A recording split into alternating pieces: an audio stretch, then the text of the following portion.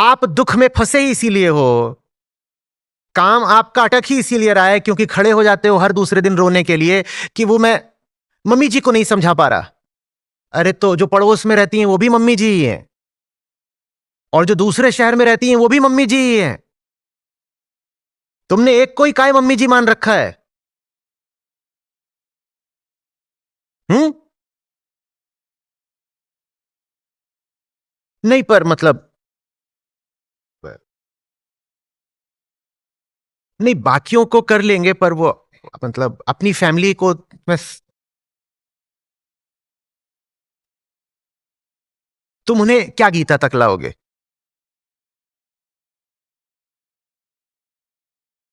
श्री कृष्ण तो कहते हैं कि सारे धर्मों को छोड़कर तुम मेरी शरण में आ जाओ। तुम तो कोई और ही धर्म पकड़े बैठे हो, और तुम कह रहे हो कि तुम उनको कृष्ण तक ले जाना चाहते हो। क्या तुम स्वयं ही कृष्ण तक पहुंचे हो? अगर तुम अभी 4 लोगों को ही अपना परिवार कह रहे हो तो क्या तुम खुद भी पहुंचे हो कृष्ण तक? तो इसीलिए तुम्हारे मुंह पर लिखा है कि तुम ही नहीं पहुंचे हो कृष्ण तक। जितना तुम जा करके तथा कथित अपनों के साथ जोर लगाओगे, उतना तुम उन अपनों को ही साबित कर दोगे कि तुम उन्हें जहां ले जाना चाह रहे हो तुम ही वहां तक नहीं पहुंचे हो।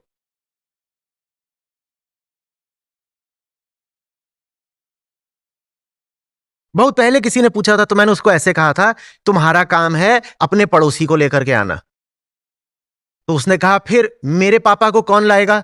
मैंने कहा तुम पड़ोसी को लेकर आओ, पड़ोसी तुम्हारे पापा को ले आएगा, और सदा ऐसा ही होगा। कौन सा बाप अपने बेटे की सुनने वाला है? तुम कुछ भेजोगे, ये देख लीजिए, ये पढ़ लीजिए, तो ब्लॉक और कर दिए जाओगे, मारे जाओगे, घर से भी निकाले जाओगे, जितने कांड हैं सब हो जाएंगे।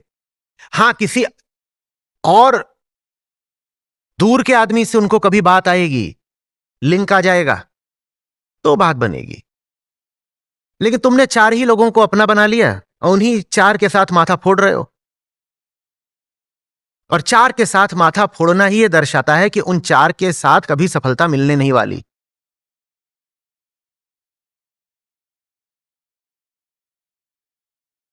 तुम उनसे कह रहे हो मैं आपको निरहंकार कर दूंगा, और उनसे कहना ही तुम्हारे अहंकार को दर्शाता है। तो तुम कह रहे हो कि मैं अपना अहंकार प्रदर्शित करते हुए आपको निरहंकार कर दूंगा। बड़ी तार्किक बात करी।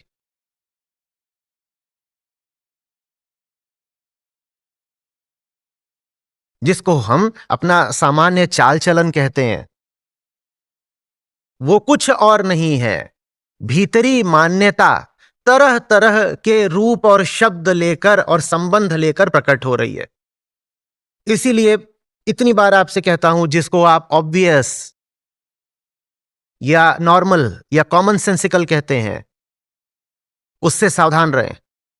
जो चीज आपको बड़ी सामान्य साधारण लगती है,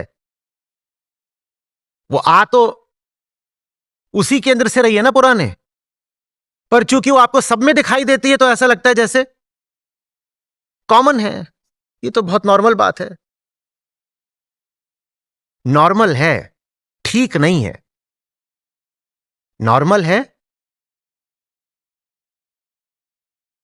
पागल खाने में पागल होना नॉर्मल है, पर ठीक नहीं है। तो नॉर्मल हम सब हैं, पर ठीक कोई भी नहीं है। ये पागल खाना, ये पागल खाना। मैं हेड पागल। यहां कोई पागल मिल गया तो ये बात क्या मानी जाएगी? नॉर्मल। पर हम में से क्या कोई भी ठीक है? तो नॉर्मल को, सामान्य को स्वस्थ मत मान लेना।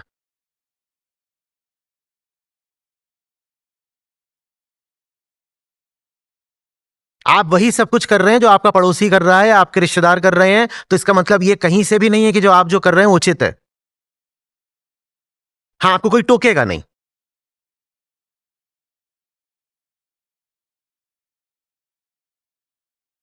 उनका न टोकना ही बड़े खतरे की बात है। इससे यह पता चलता है कि आप उन्हीं के जैसे हो।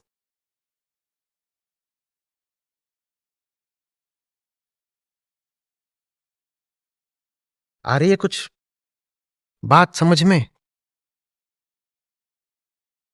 फिर आप जब कहते हैं ना कि नहीं नहीं अहंकार नहीं होना चाहिए, बाकी जिंदगी में जो करना है करो, अपनी नॉर्मल लाइफ जियो, बस अहंकार नहीं होना चाहिए, तो सोचिए कि यह बात कितनी अजीब है। यह बात ऐसी है कि नहीं नहीं बस बस जड़ नहीं होनी चाहिए, बाकी शाखाएं जिस भी दिशा में जाएं जाने दो। अरे पागल, अगर जड़ नहीं होगी तो शाखा भी तो नहीं होगी ना। पर आप कह रहे हो नहीं नहीं शाखाएं हैं तो हैं, जड़ नहीं होनी चाहिए। आप ऐसा क्यों कह रहे हो? क्योंकि जैसे ही आपने कहा शाखाएं हैं तो आपने किसको सुरक्षित कर लिया? शाखाओं को। ये शाखाएं हैं तो अब शाखाओं से माने कोई समस्या नहीं। हाँ जड़ बुरी चीज है, जड़ नहीं होनी चाहिए, ठीक है, तो आप कह देंगे जड़ नहीं है और यहां आपको कोई खतरा नहीं। बताओ क्यों? क्योंकि जड़ दिखाई देनी नहीं। तो जड़ है भी तो भी आप घोषित कर सकते हो कि जड़।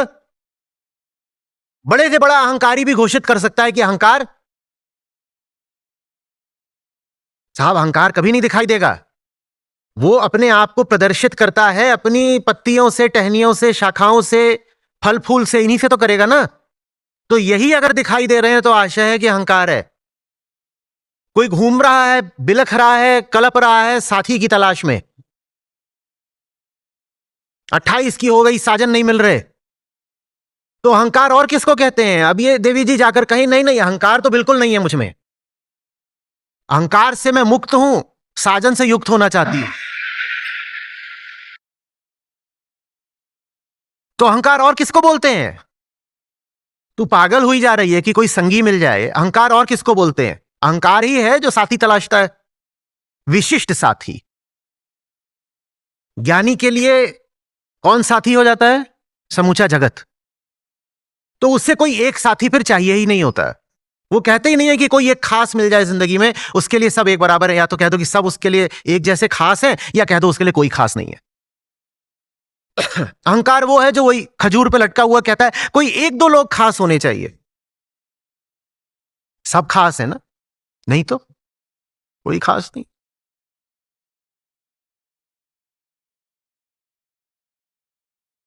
बात आ रही है समझ में? फिर से दोहरा रहा हूं, अहंकार की तो ध्वनि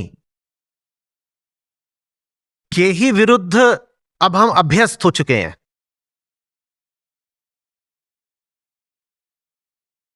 तो वहां अब आप फंसोगे नहीं। कोई आपको आमंत्रित करेगा आओ आओ अहंकार बढ़ाएं, तो आप कहोगे छी छी गंदी बात। वहां नहीं फंसोगे। और नहीं फंसोगे तो इसमें आपने कुछ पा नहीं लिया, क्योंकि ऐसा कोई न्योता आपको देगा भी नहीं कि आओ आओ अहंकार बढ़ाएं।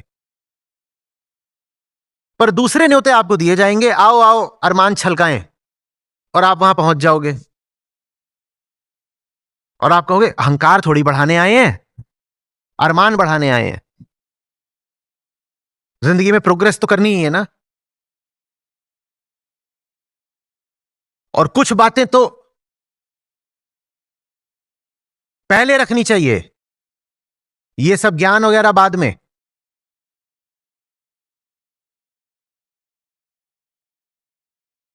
हम्म। कि जब देश और धर्म पर बात आए तब सत्य असत्य का ख्याल छोड़ देना चाहिए। जब गरिमा और स्वाभिमान को ठेस लगे तो सत्य असत्य का ख्याल नहीं करना चाहिए। अब ये बात तो ऐसा लग रहा है कि जैसे देश के लिए और धर्म के लिए करी जा रही है, तो इसमें अपना अहंकार थोड़ी है। हम तो देश और धर्म को समर्पित हो रहे हैं, ठीक है ना। हम अहंकारी थोड़ी ही हैं, हम तो धार्मिक व्यक्ति हैं या हम देशभक्त हैं। और दिखाई ही नहीं देगा कि ये जो तुम बात कर रहे हो यही घोर अहंकार की, और अहंकार ऐसे ही अपने आप को प्रदर्शित करता है। वो बोल के थोड़ी आएगा मैं अहंकार हूं हेलो, वो यही सब बनकर आता है। ये मेरा घर, ये मेरा कुनबा, ये मेरा अतीत, ये मेरी आशाएं, ये मेरी भाषाई पहचान, ये मेरी पसंद, ये मेरी नापसंद, ये मेरी क्षेत्रीयता, ये मेरी राष्ट्रीयता, ये सब लोग दुश्मन है मेरे, वो सब लोग दोस्त है मेरे। अहंकार यही तो बनकर आता है, और क्या बनकर आएगा? वो कम्युनिटी पर भी खूब होता है। नहीं अहंकार बुरी चीज है। हम्म। लेकिन अमेरिका हाय हाय,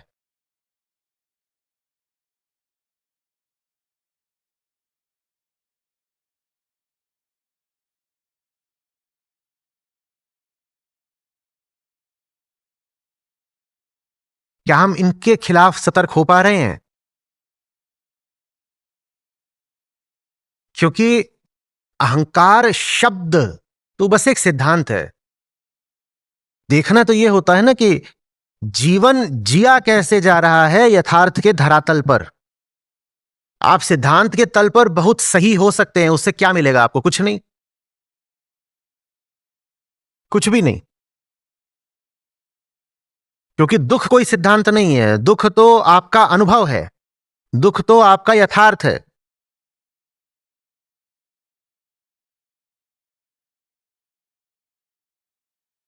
और अगर जिए जा रहे निर्णयों में,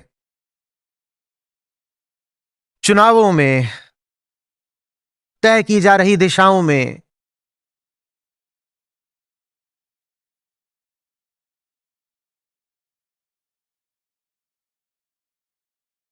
अगर अंधेरा मौजूद है तो दुख बना रहेगा।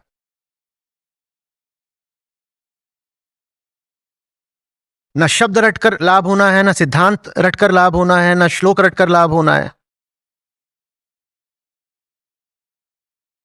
लाभ तो तब होना है जब आवेग के, निर्णय के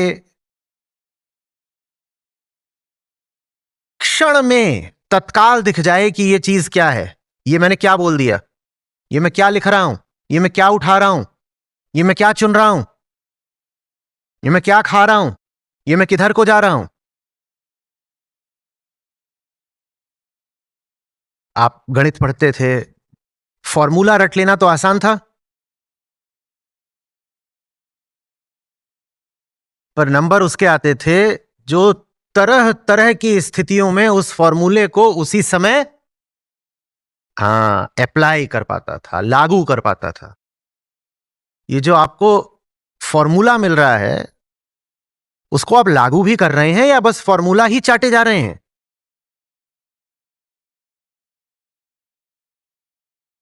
और कितने नंबर मिल जाते थे अगर फॉर्मूला ही लिखकर आ गए तो? कितने मिल जाते थे?